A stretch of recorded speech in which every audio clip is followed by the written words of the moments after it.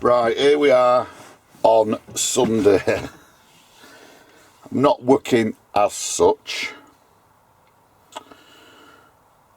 but I've had to come in to do a repair.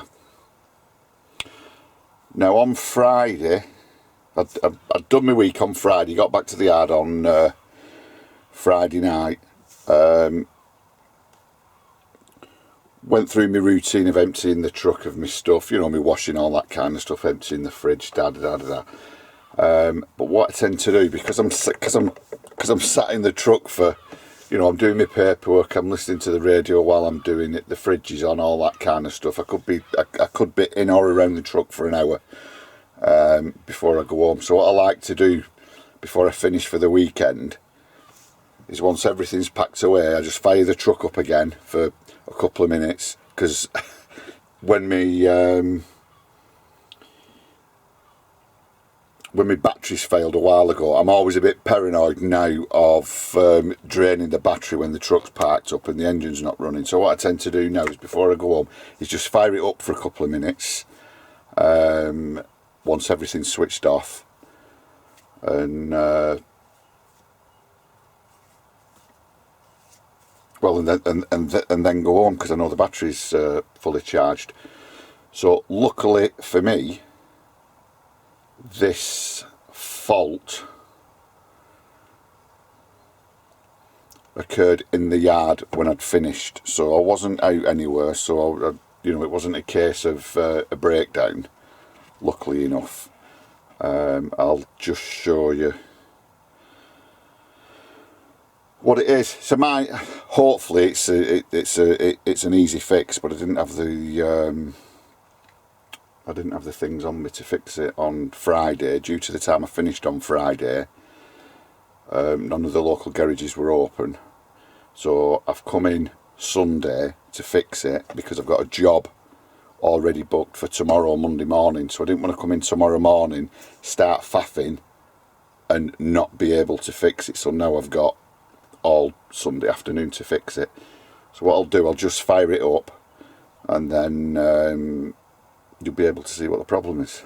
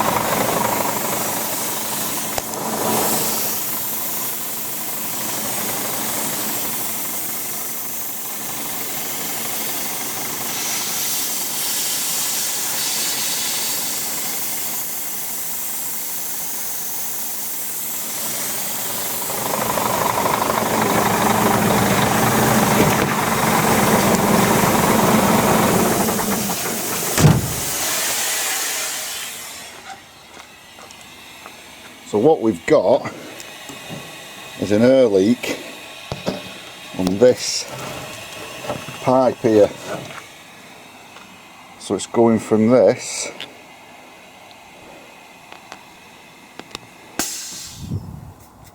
so this fitting, I think they use this to test stuff, I don't know, maybe you can tell me. So then that air line goes all the way down there, under there, and I don't know whether it goes direct to the compressor or to like the air dryer or something like that, because it's a test piece, but it's leaking. So rather than purchase the whole thing, the pipe, and whatever the fittings are on the other end, just as a temporary repair. I'm going to cut this pipe and put like a connector in the middle, because I know using my mechanical skills, if I try replacing the whole lot, I'll probably cock it up. So that's the job. So all I did with the engine running, you could hear the air leak, and it's just a process of elimination. It must have been rubbing on something down there. Well, it has. I can actually feel where it's been rubbing. So I'm going to cut that piece out and then join it back up. So I'll just show you what I've bought. Excuse me. So I've managed to find out this is an 8mm hose. So I've bought that connector, so I'm going to cut it. Obviously put one end in there and one end in there, and hopefully that'll resolve it and fix it. And if you look, I don't know if you can see, I think it's rubbing. Where are we? It goes down there and it's been rubbing on that other pipe there. So let's give it a go.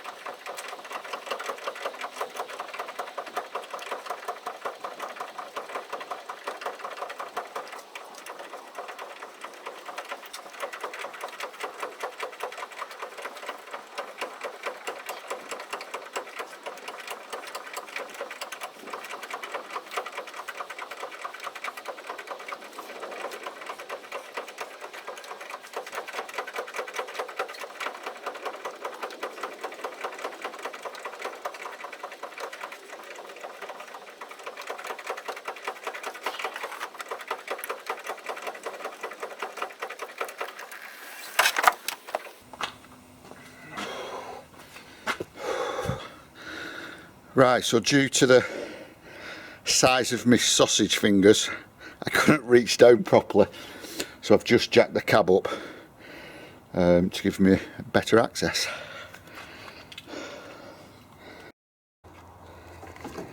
So now we're all jacked up, you can see, well, I don't know whether you can see,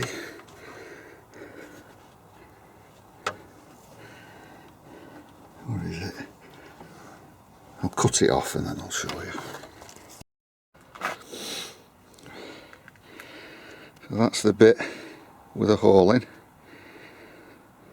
So in that gap now, I'm going to put the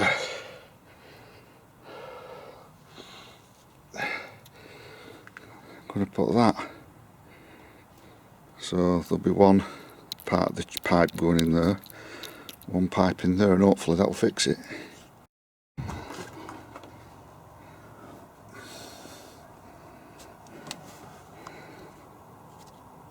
Right, so there's the pipe. I've just popped that. It's just a case of popping it on. They're like a push fit connector, so hopefully that'll fix the issue. Like I say, it disappears all the way down there. I'm not faffing like that. So that's on now. Hopefully that's not going to rub through again, because it's the actual push fit connector that's now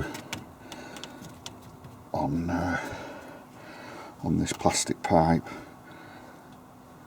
But MOT is due in September, so what I'll probably do, if this will do as a temporary repair till September, which is only a month away, and then I'll probably get them to replace the whole thing for peace of mind.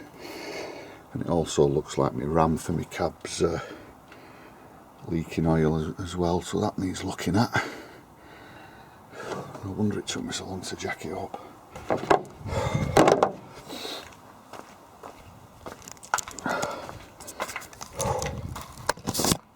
And now I've got sweat in my eyes.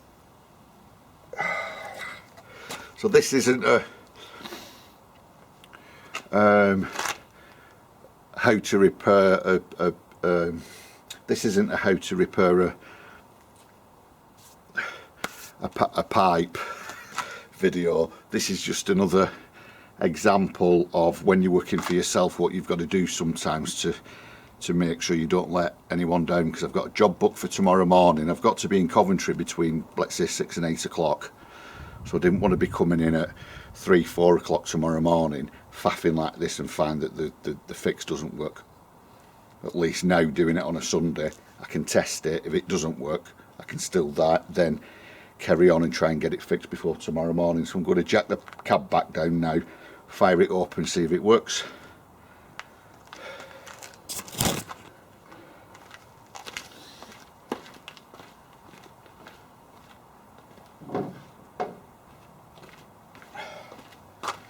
And the other thing before I forget, make sure you've got all your basic tools, but even the tools that come with the vehicle from, let's say, the factory, the tool, you know, in the tool bag, like the wheel brace and the handle for jacking the cab up, and all the little excuse me, all the little attachments. Make sure you've got all them, because you might find yourself broke down in the middle of nowhere and you haven't even got the facility to tilt your cab because you're missing one of the attachments to lift your cab, and it's such a simple process. So just make sure you've got everything you need for basic maintenance, really.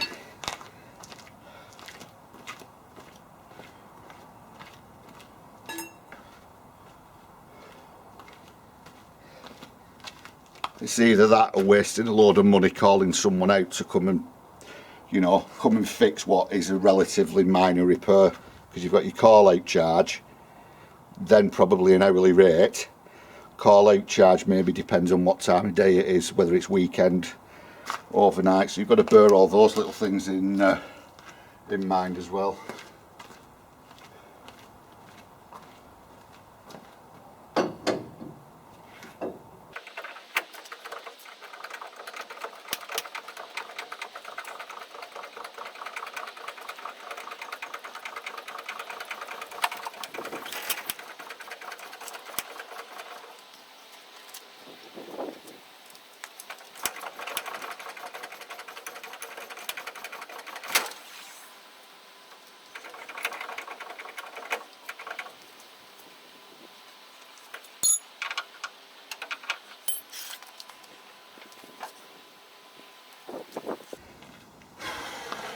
Let's move you out the sunshine.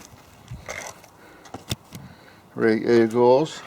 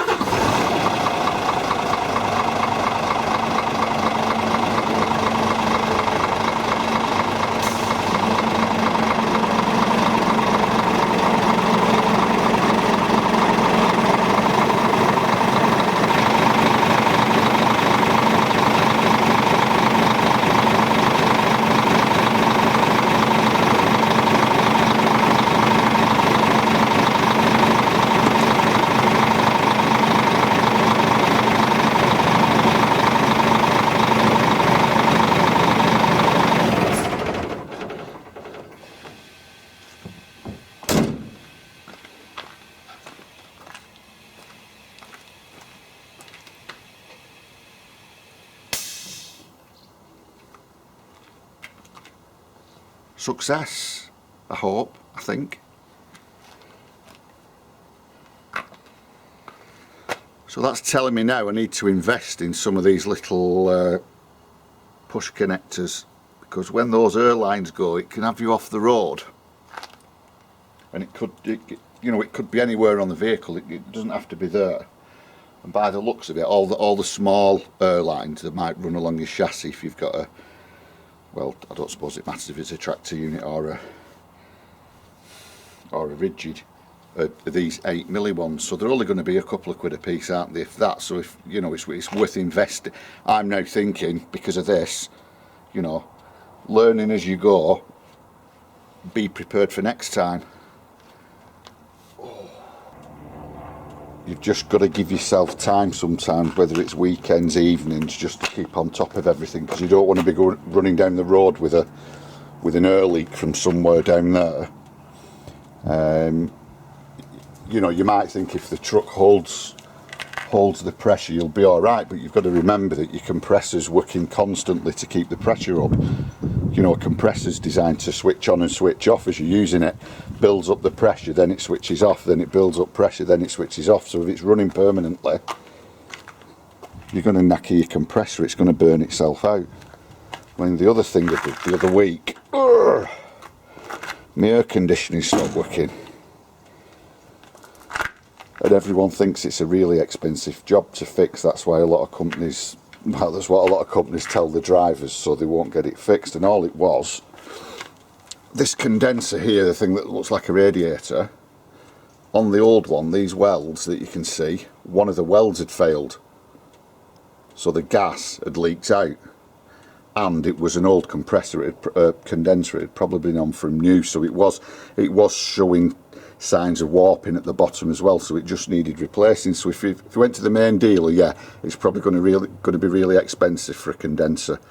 But I had a look on eBay and you know, other online shops, and for this particular condenser, it varied from about £65 to £250. So I contacted my local, rather than buying off eBay, I just contacted my local, would it be aftermarket truck place, and got this. I think it was 150 quid for the condenser, including delivery, and then it's easy enough to fix, because look, there's two bolts there, you know, you've got, I think it's a 10mm nut there, and that just plops back in. I can't remember if there was one up top, but you know, it's a simple exercise to take one off and put one on, and then go to your local regas place, and I think it cost me 80 quid to have it gas. So for just over 200 quid I've got my aircon back, and this comes with, I think, a 3-year guarantee as well.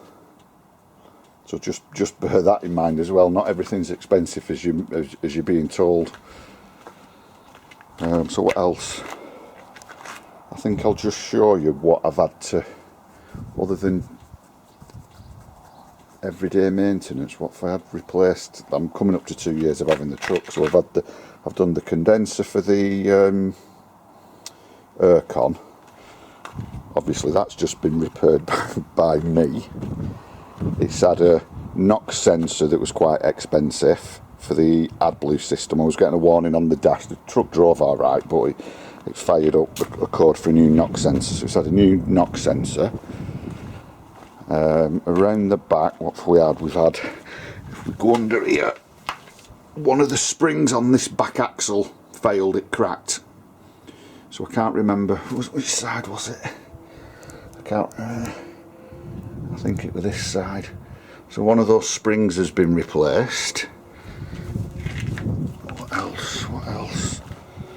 I've told you before, a hose bust on the tail lift with a hydraulic fluid in it, and I put new tyres on it, but that was more preventative maintenance after I had a blowout. But I think other than that, coming up to 2 years, that's all I've done above and beyond just general maintenance. I mean, the general maintenance, oil changes and things are expensive due to the cost of oil, but they need doing. But for unseen things, I think that's it. But they're all things to bear in mind. So I'm going to pack everything up now, go home, carry on with me Sunday, and then I'll be back in tomorrow morning down to Coventry, knowing that I've not got an air leak. So I'll sleep tonight, because otherwise I'd have been panicking.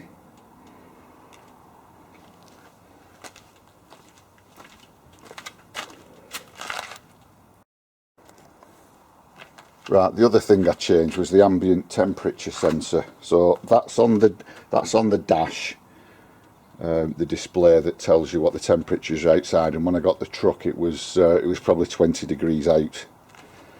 Due to the, you know, and it didn't really bother me that it was showing the wrong temperature, but I didn't know with these modern vehicles whether or not that temperature was being fed to the ECU, which in turn I don't know, alters the fuel and air mixture, because everything's connected into it with sensors and this, that and the other.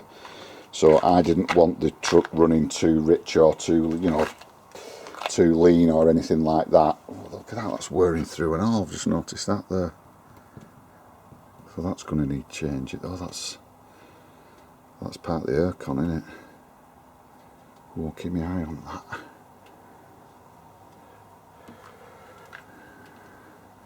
Yeah, so that's going to need changing. All little minor things that, if left, turn into major things and breakdowns. So back to the temperature sensor. So I fit the new one because I didn't want to be giving the ECU a false reading. It might not matter. I don't even know whether it takes a reading off the ambient temperature, but it was a bit of a faff, and I'm trying to look for it now because I can't remember where it was. And I'm only showing you in case you need to change yours. There's a tiny, where were it now? It were down here. Down here somewhere. Little, tiny little thing.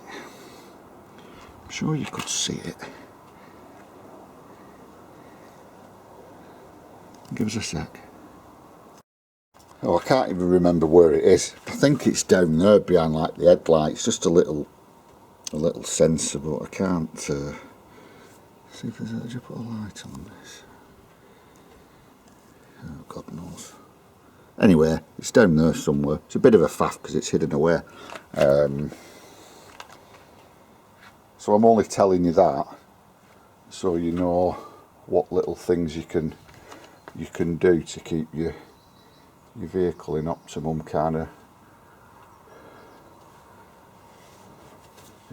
performance mode. You know, that is not going to, I'm assuming that is not going to be expensive, this pipe, but it might mean, will it mean having to have the aircon regassed if that pipe's replaced?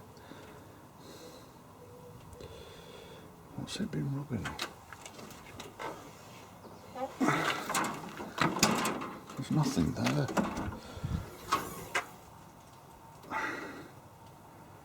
That's weird.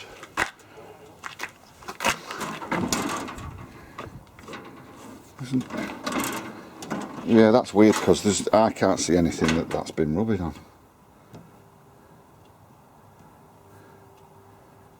Anyway, that's it for now. I just thought I'd show you how you've got to spend some of your nice Sunday afternoons. Alright, cheerio.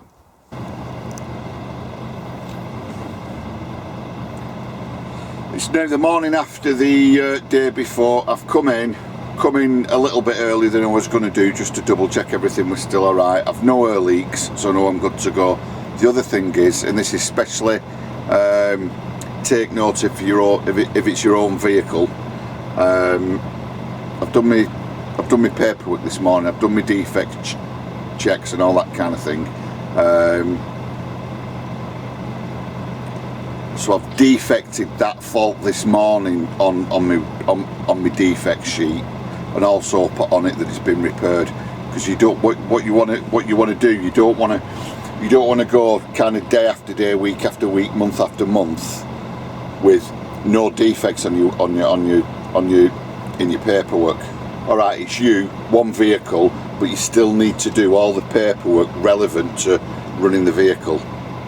You don't want DVSA coming in, doing a spot check, going through all your defect sheets, and like I say, day after day, week after week, month after month, just having no defects, no defects, no defects, no defects, because they're going to start thinking there's something wrong here, because one day there's got to be at least a bulb out, or you know, minor little, you know, all the minor little things that you should defect, you should still defect, even though in the space of 2 minutes you find you've a marker light bulb out, you replace it, still defect it, because you don't want DVSA coming in and thinking you're skipping your defect sheets by saying no defects, no defects, no defects. So I've done that today, made it clear that there was an air leak and it's been repaired.